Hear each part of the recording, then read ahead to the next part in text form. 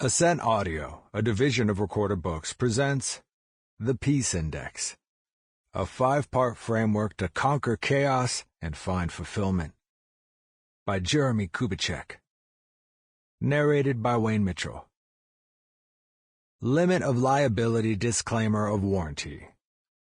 While the publisher and author have used their best efforts in preparing this book, they make no representations or warranties with respect to the accuracy or completeness of the contents of this book, and specifically disclaim any implied warranties of merchantability or fitness for a particular purpose. No warranty may be created or extended by sales representatives or written sales materials. The advice and strategies contained herein may not be suitable for your situation. You should consult with a professional where appropriate. Further, readers should be aware that websites listed in this work may have changed or disappeared between when this work was written and when it is read. Neither the publisher nor author shall be liable for any loss of profit or any other commercial damages, including but not limited to special, incidental, consequential, or other damages. Introduction. The War. Think about the time when you were completely at peace. How long has it been since you experienced that feeling of freedom? Real peace. Most people want it, but it often feels unattainable, especially in the world we experience daily. What is the opposite of peace? The answer is war. Conflict, hostility, or hatred as well. Ultimately, the opposite of peace is chaotic unrest. You can see chaos and the socio-economic strains and geopolitical fractures that have led to a tsunami of global instability. We all know them as we review this partial list. Nations at war, a global pandemic, political chaos, social unrest, the climate, economic upheaval, distrust of people. It's no wonder global stress is so high. A Harris poll on behalf of the American Psychology Association revealed the following. More adults rated inflation and issues related to the invasion of Ukraine as stressors that are higher than any other issue asked about in the 15-year history of the Stress in America poll. This comes on top of money stress at the highest recorded level since 2015, according to a broader Stress in America poll fielded last month. The world is full of chaos, which leads to anxiety, gloom, and unrest. What happens when there is no peace? A world of chaos camouflages peace. In this state, it is hard to see anything but turmoil.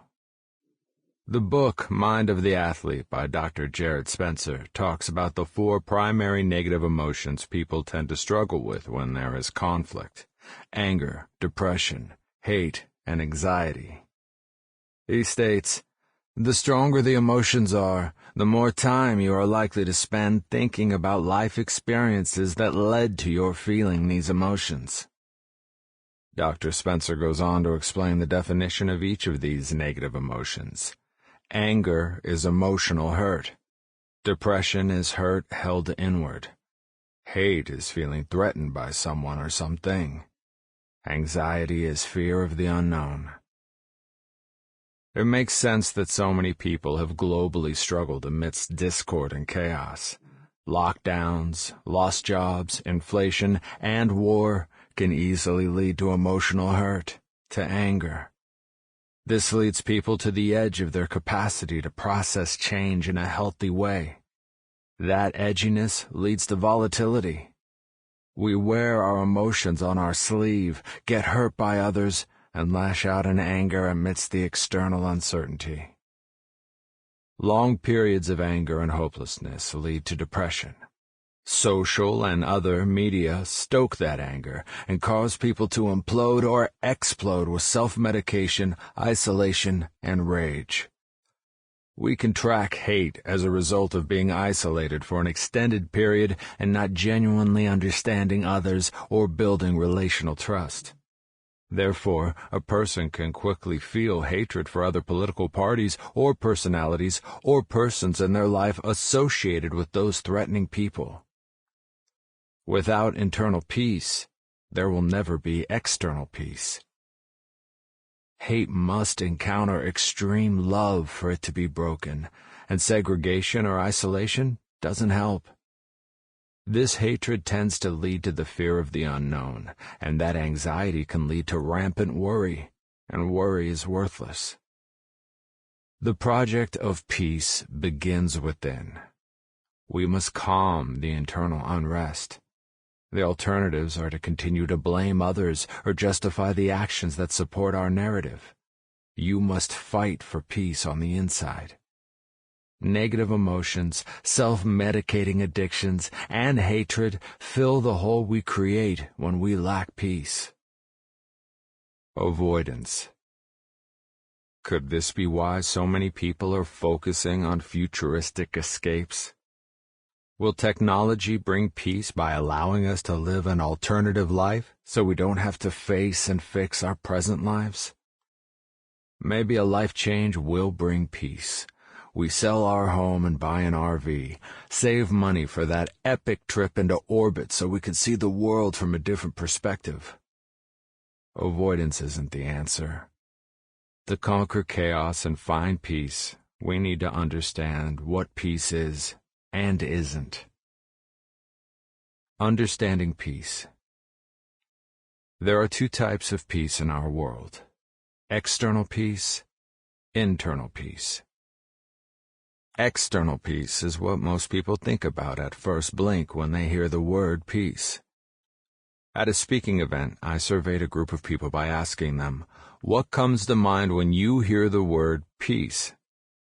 The overwhelming answer was war, and stopping any future wars.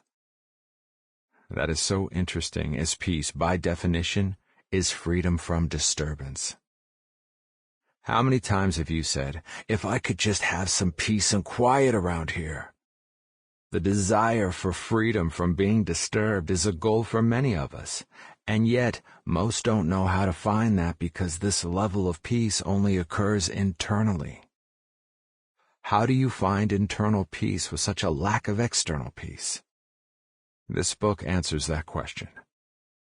I want to help you conquer the chaos that creates turmoil and improve your peace index. The tools you're about to experience will help you win the inner war for your own well-being. The word peace contains numerous meanings. Phrases, symbols, and shared meanings make it less understood, but still desirable. Symbols of peace include the CND symbol, doves, the V sign, made by holding up the index and middle fingers, a lotus, and koi fish. Other examples from art, culture, and literature include War and Peace by Leo Tolstoy, Peace Train by Cat Stevens, Peace Like a River, Peace Talks, Peace Pipes, Keeping the Peace, Waging Peace, Peace Signs, Peace Out, Peace, Hope, and Love, Peace of Mind, etc. And one of the most potent phrases on peace comes from Jesus of Nazareth. "Peace I leave with you. My peace I give to you. I do not give to you as the world gives. Don't let your heart be troubled or fearful." John chapter 14, verse 27, Christian Standard Bible. Almost everyone has wanted world peace, from activists to prayer warriors to pageant contestants sharing their heart's desires. The idea of RIP, rest in peace, at funerals is the hope that the deceased can finally be free of the chaos and turmoil in this world. RIP is kind of a way of throwing up our hands and saying, well, if it can't be had in life, then at least there's one place where peace is guaranteed. Internal peace. Never be in a hurry. Do everything quietly and in a calm spirit. Do not lose your inner peace for anything whatsoever, even if your whole world seems upset. St. Francis de Sales. External peace is a state or period in which there is no war, or a war has ended. Internal peace is when you experience calm in the mind, body, and spirit. You have become free from anxiety, worry, and drama. Internal peace is not the absence of conflict, but the ability to handle issues in a way that makes you better, not worse. Finding peace of mind amidst chaos results in fewer worries, fears, and anxieties. Inner peace has some fantastic benefits. Better sleep, less drama with friends, co-workers, or family. Security, confidence, humility. Negatives not sticking to you. Resolve amidst trials. Increased energy levels and improved emotional management. A person at war with themselves is at war with the world. More external unrest calls for more inner peace. War with yourself leads to more struggle. Inner peace brings tranquility irrespective of the external challenges. Some of you may think this is unrealistic. What follows will not only challenge your skepticism, but it may also even make you a believer. I don't believe that we can experience absolute peace. Our experience of peace fluctuates like a thermometer. Some seasons offer more peace than others. The questions we each need to face are, 1. What is my relative sense of peace at this moment? And 2. How can I increase my sense of peace tomorrow? Dealing with the crazies.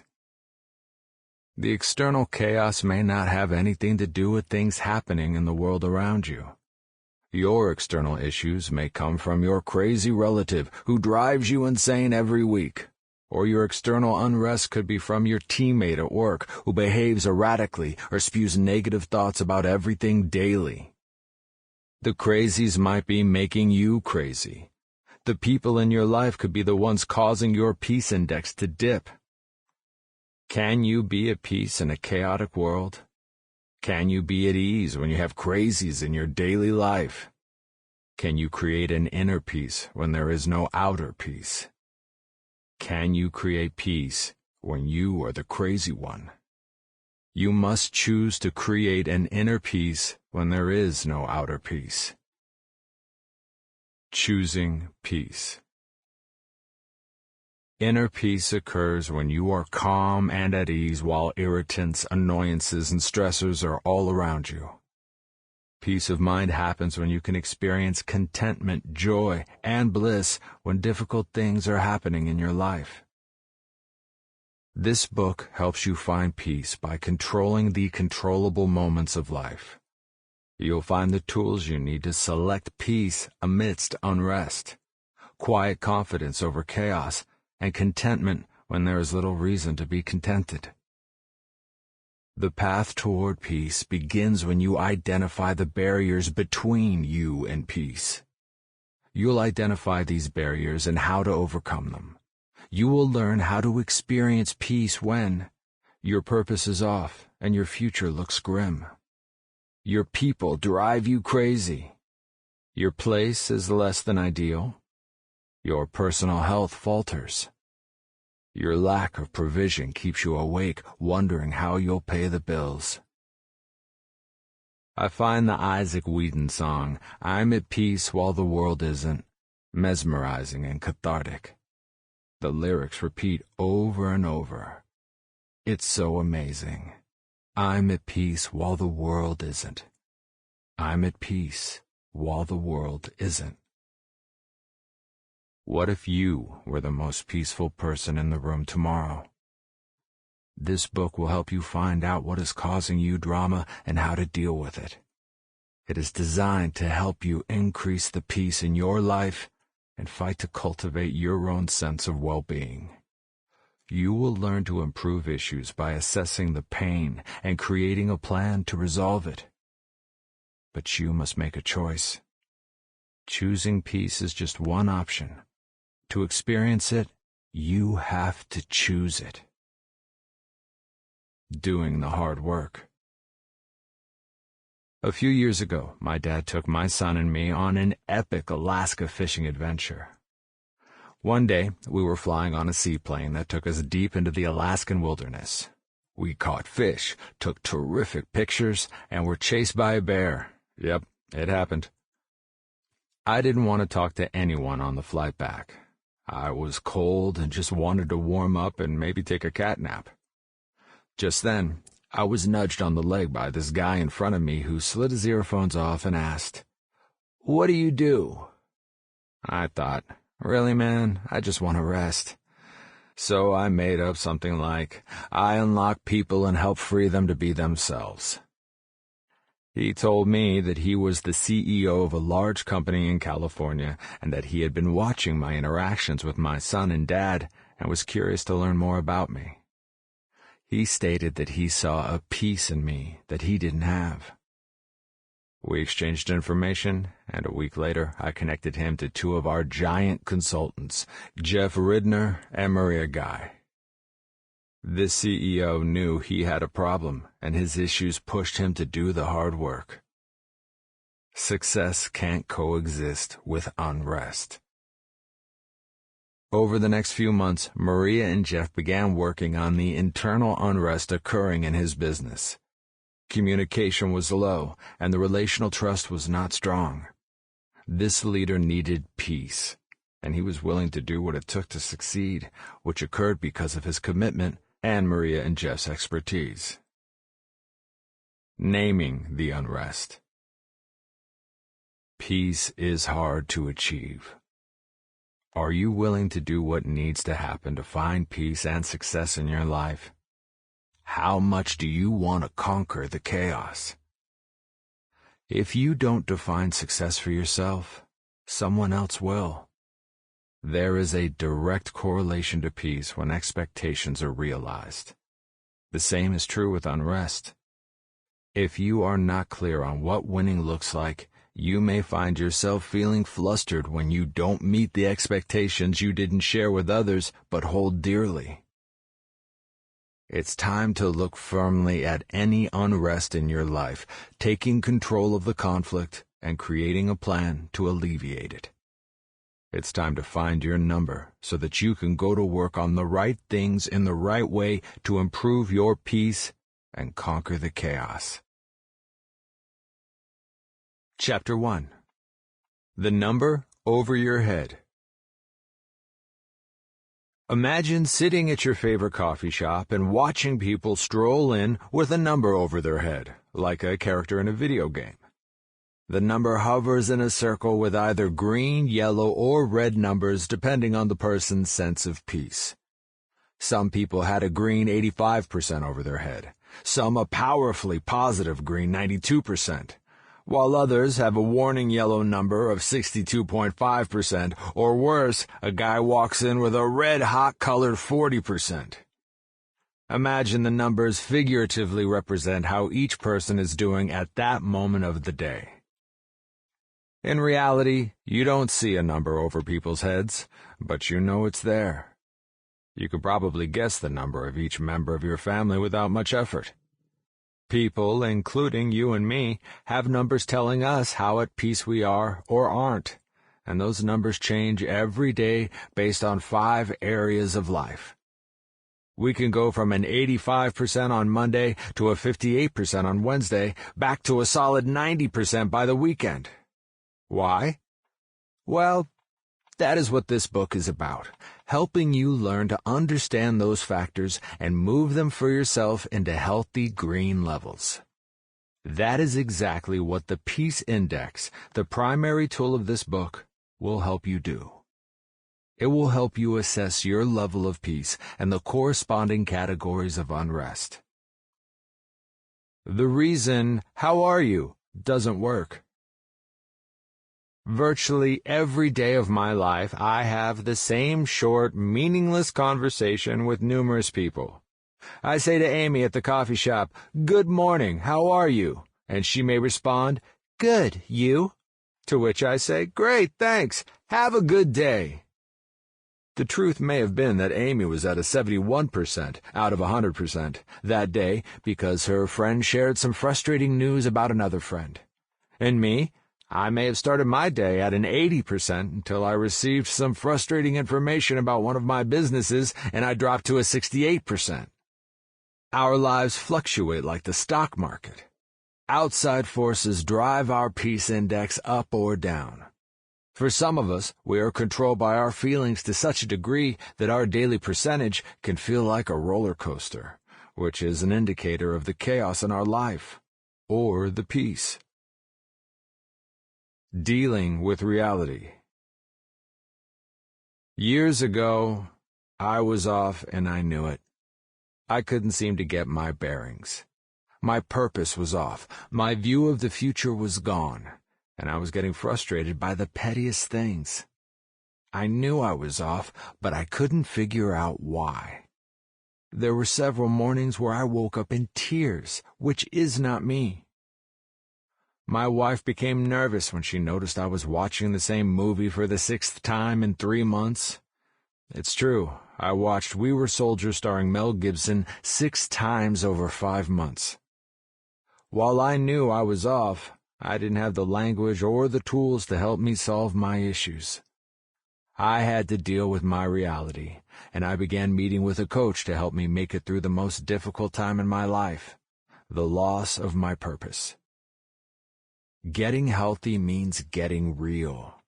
We must run toward the issues, not away from them, if we plan to solve and deal with them appropriately. The number. What is your number?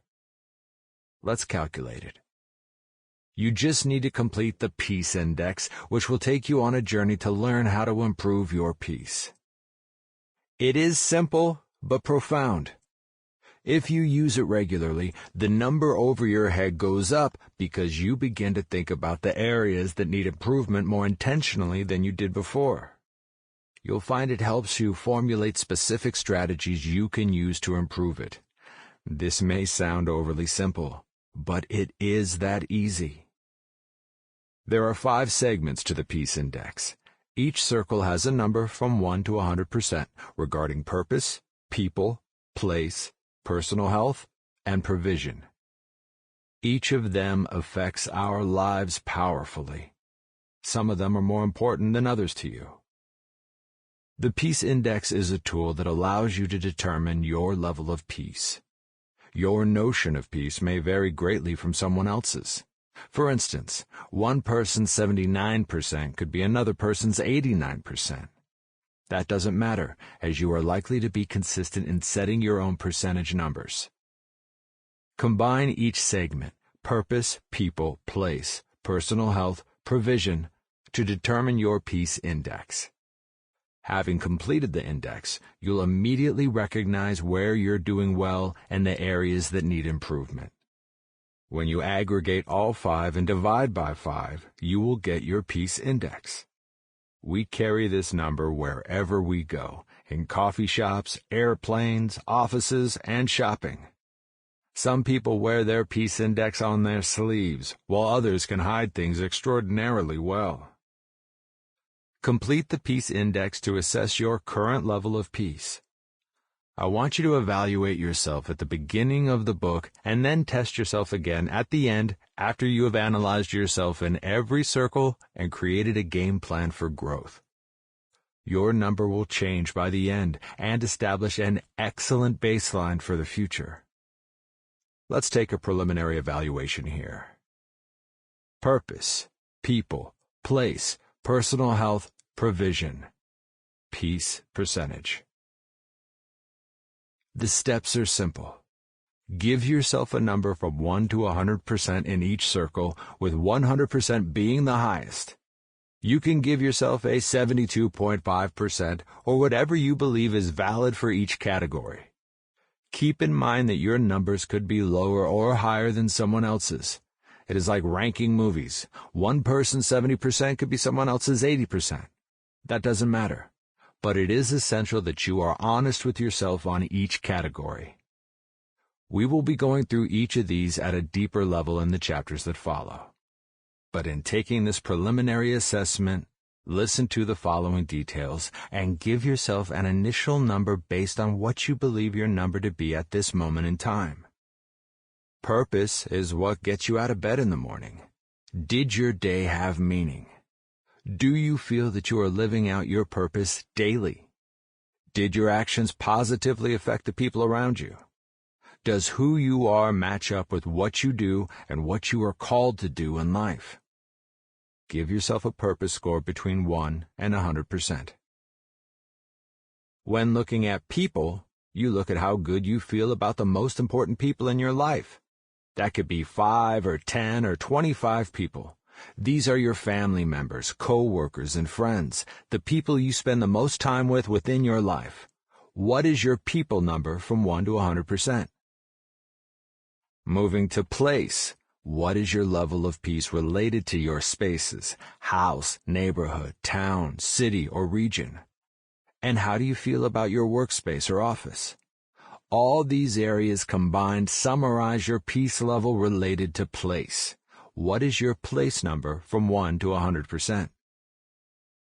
When you think of personal health, you might naturally think about your physical health.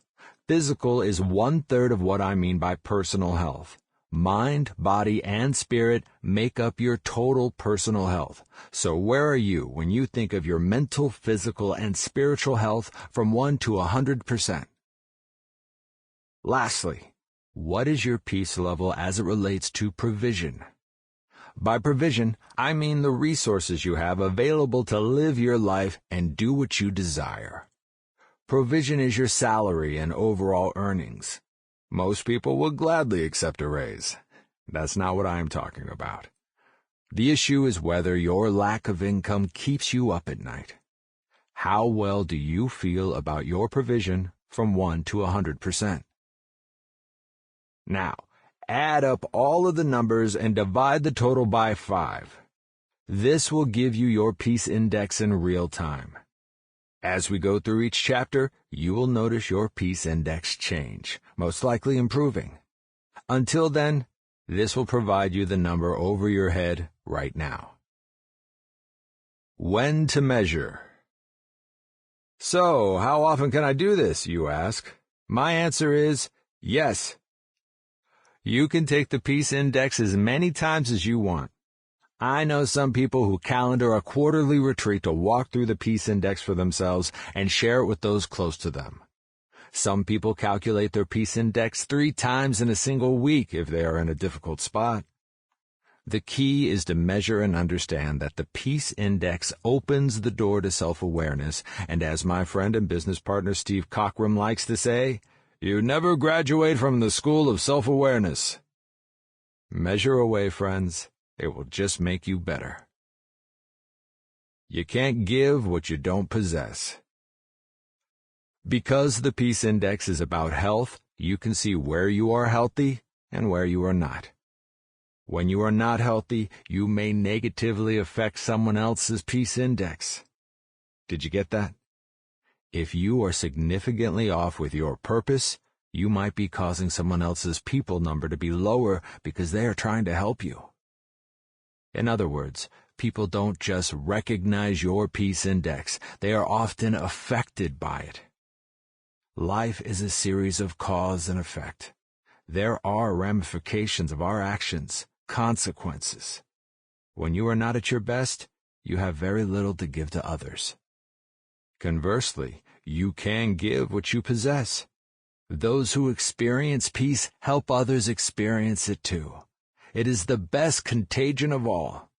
But to give peace to others, you first need to cultivate it in yourself. This anonymous quote says it best. When things change inside you, things change around you. Intentional living has great rewards. After going through the peace issues I mentioned early, I decided to flip my life to become more intentional, specifically as a husband and dad. That meant that I began controlling my emotions instead of letting them control me. I started working on discretion and discipline in managing my work, relationships, and health. People noticed. I realized that I was focused in certain areas and accidental in other areas. The accidental decisions began to creep into the focused areas, and I suffered the consequences. I will never forget. Sample complete. Ready to continue?